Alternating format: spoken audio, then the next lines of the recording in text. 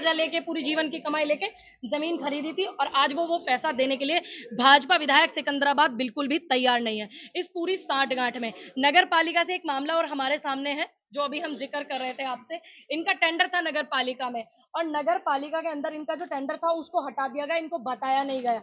और इन्होंने क्या किया, एसडीएम और डीएम से दोनों से बातचीत करके एप्लीकेशन लगाई। जब इनकी कोई कार्रवाई नहीं हुई तो ये लोग कोर्ट गए। ये कोर्ट का फैसला है कि 21 दिन के अंदर अंदर इनको सूचना देनी होगी, लेकिन आज तक उस पर कोई सुनवाई नहीं हुई है। और नगर पालिका के जो चेयरमैन है वो धारा 48 है के अंतर्गत दोषी है, उन पे मुकदमा होना चाहिए, जो कि लिखा है कानून में है। ये नहीं है कि आप मुंह जबानी बोल दो किसी को। ये 48 के तहत इनको जो है हटाया जा सकता है। जो वहां पर बैठे हुए प्रशासनिक अधिकारी हैं कोई कार्रवाई नहीं कर रहे हैं, ना उनको हटा रहे हैं। ये मैं नहीं कहती, ये लॉ कहता है। ये आप देख सकते हैं, मैंने इसको हाईलाइट किया हुआ है। इस लॉ के अंतर्गत पहली बात तो उनको एनओसी किसने दी, जब वो 2017 में भू माफिया थे, किसने अधिकार दिया? ये कोर्ट का नियम है कि आप एनओसी नहीं दे सकते अगर आप भूमाफिया हैं। उसी क्षेत्र से जिला पंचायत आप नगर पालिका के चेयरमैन बन करके बैठे हैं, बिना एनओसी के आपने चुनाव लड़ा कैसे? लड़ा तो फिर आपने एफिडेविट कैसे दिया? तो यहाँ पर साठगांठ ईओ की भी बहुत ज्यादा है, जिसमें वहां के दुकानदार सभी बहुत पीड़ित हैं।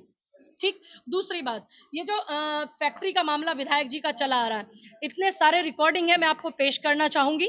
जो हमारे पास 150 से ज्यादा रिकॉर्डिंग है, जिसको ये कहते हैं कि ये विधायक की नहीं है। अगर ये विधायक की रिकॉर्डिंग नहीं है तो आपने क्यों नहीं जांच की मांग की? मैं तो कह रही हूँ जांच की मांग कीजिए आप। अगर मैं चाहूं तो आपको सुनवा भी सकती हूँ तमाम रिकॉर्डिंग। आप एक रिकॉर्डिंग बड़ी वायरल भी हो रही है, बड़ी शेयर लोगों ने की है, आप वो कई बार चला भी चुके हैं। मैं इस बात के लिए आपका बहुत धन्यवाद करती हूँ। और यहाँ पर जो मीडिया के बंधु हैं, जब भी कोई मामला सामने आता है तो उनको रोकने की कोशिश की जाती है।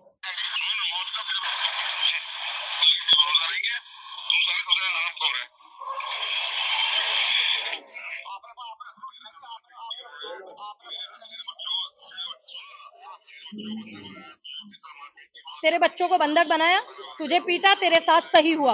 ये विधायक जी के शब्द हैं, और ये विधायक जी की आवाज है, मैं दावे के साथ कह सकती हूँ। अगर विधायक जी को अपनी इस बात पे कोई आपत्ति है तो वो कोर्ट जाए, फॉरेंसिक जांच कराए।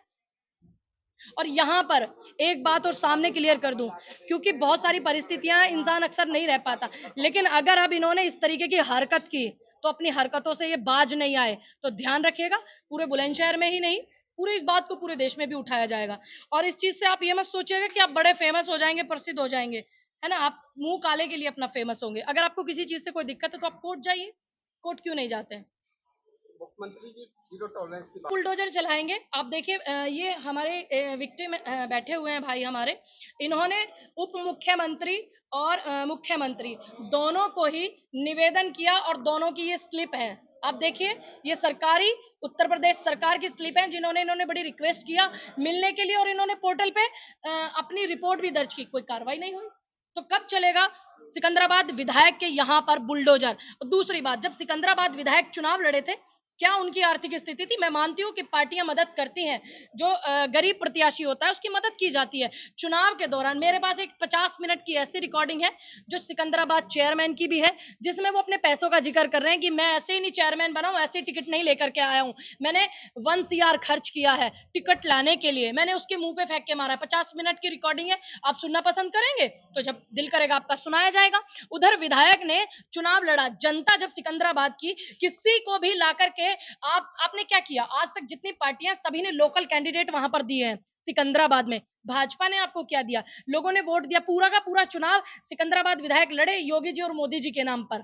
ठीक, उनका अपना वर्चस्व क्या है? जब उनका टिकट हुआ, हम और आप तो उनको तब जानने लगे, कोई जानता ही नहीं था। लेकिन अगर आपने जनता ने वहां की आपको वोट देकर के बना दिया, तो क्या आप उसी जनता को लूटने का काम करेंगे?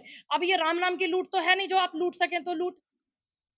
ऐसे में क्या डिमांड करेंगे आप? मैं यही डिमांड करूंगी कि सिकंदराबाद विधायक जो हैं और नगर पालिका के जो चेयरमैन हैं उनकी सदस्यता रद्द हो, और जो यहाँ के जिलाध्यक्ष से पीड़ित हैं हमारे लोग, उन पर कानूनी कार्रवाई होनी चाहिए। मैं सिकंदराबाद चेयरमैन जो कि एक कानून के तहत आता है, अधिनियम 48 ख के तहत कि आप बिना आपको एनओसी मिली कैसे, जब आप भू माफिया हैं उसी नगर पालिका के अंदर, तो आप पे कानूनी कार्रवाई बनती है, आप पे मुकदमा बनता है। तो इनकी सदस्यता रद्द हो और इन दोनों के घर, इनके हॉस्पिटलों पे, देखिए हॉस्पिटल एक ऐसा मंदिर है जहां पर गरीबों की मदद होती है, लेकिन इन्होंने क्या किया, आपदाओं में अफसर खोजने का काम किया।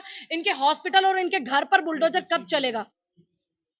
और ईडी सीबीआई की इनकी जांच होनी चाहिए, विधायक की भी और नगर पालिका के चेयरमैन की। हम लोग ये उम्मीद करके, और इनके जो जिलाध्यक्ष हैं इनकी भी, क्योंकि अगर 4 विधायक, 5 विधायक, 6 विधायक, 7 विधायक अगर हैं किसी सत्ता के, तो वो जिला अध्यक्ष के अंतर्गत ही आते हैं कहीं ना कहीं।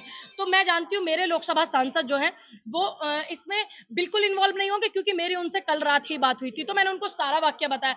तो उन्होंने बोला कि बेटा मैं इतने सालों से नोएडा में आकर के बसा हूं, मैं किसी गलत व्यक्ति का साथ नहीं दूंगा, सीधे तौर पर उन्होंने बोला है। आपका अगर वो उनका साथ देते तो फिर हम उनके लिए भी बैठे हुए हैं। अगला स्टेप क्या होगा? अगला स्टेप हमारा ये होगा कि नगर पालिका पर धरना होगा। अगर